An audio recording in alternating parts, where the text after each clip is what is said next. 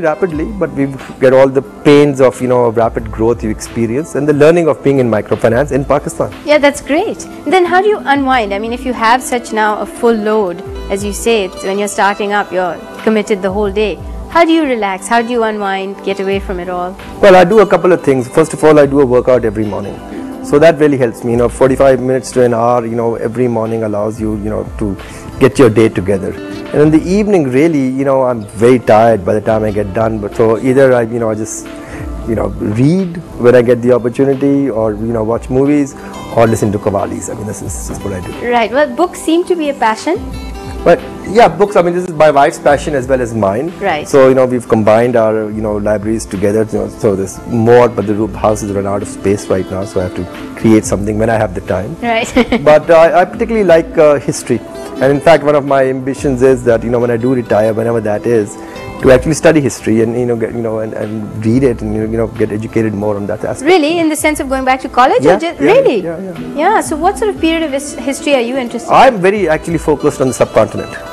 Okay. But I can go as far back, prior to the Mughals as well, and move on.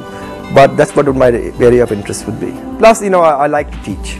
So every opportunity, I get, I go to the IBA or other institutions and I talk about, largely right now I talk about microfinance and, how it can be used as a tool, as one of the tools for reducing poverty. Right.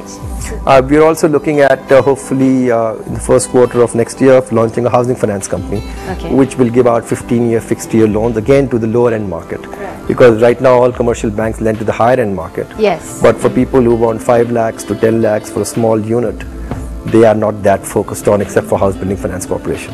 So now you have a beautiful home, and I know you've done a lot of work on it.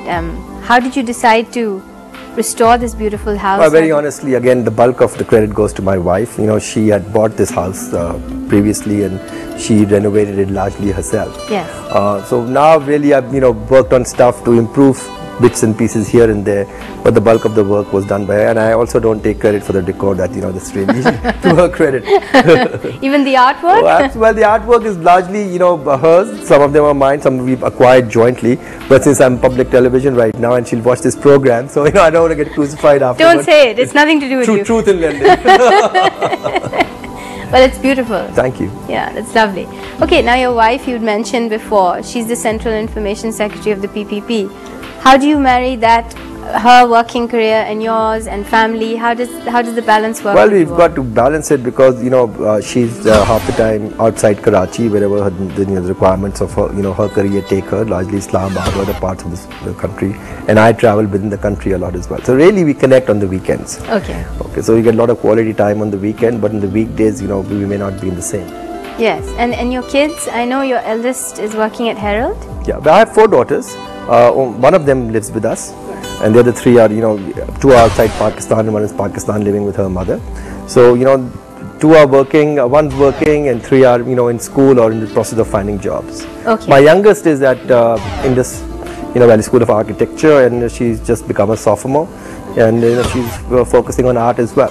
Right, so they're more into the artistic and journalistic side, your kids? Or? Yeah, I mean, my oldest daughter is at Herald, as I said. My second daughter just did a master's, and she's looking for a job in the UK. My third daughter is graduating from Tufts, and she's got a major in Arabic and French, and she's looking to do her master's. So no one following in the business footsteps of dad? Nobody wants to work in the financial industry. They're much more talented, than to work, on the microfinance side.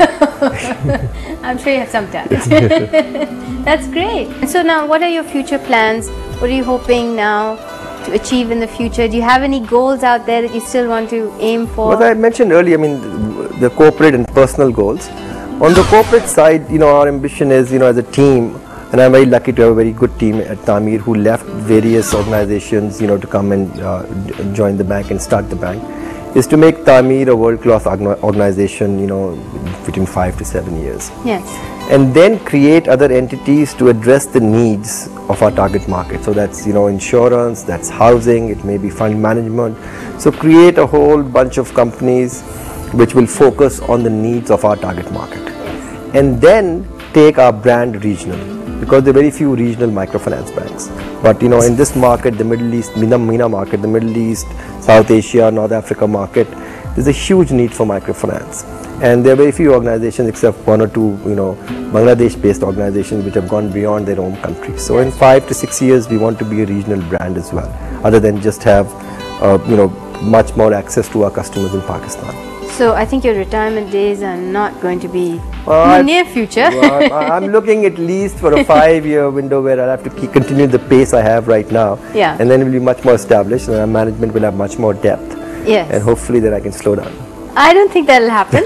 You will have more projects to do by then.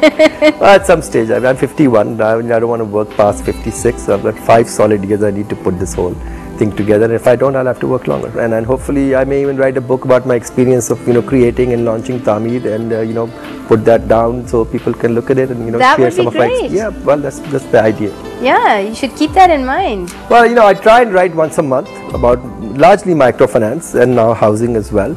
But I'm keeping some notes also of the experiences that we're getting in starting a bank from scratch. Because when I came to Pakistan, and the first day there was myself and the chowkidar. Oh. And my partners, came in the next couple of months, and we started with 4 people. Right. And we're at 600, and it will probably be 1,200 people in the end of next year. So it was quite a humbling experience from being a corporate executive at Citibank, having a lot of things at your disposal, to start off with a chowkidar in a room and start a bank. But that's so exciting. I'm telling you, Yeah. the feeling you get of creating something and changing people's life and working at the grassroots level beats all the experience I had at Citigroup. Yes. But I must admit that if I didn't have that experience, I wouldn't be in a position to launch what I'm doing right now. Yeah, that's given you the strength with which you can build this institution. Absolutely. Nadeem, thank you so much for giving us your time today. It's been great chatting with you. Well, it's my pleasure. Thank you.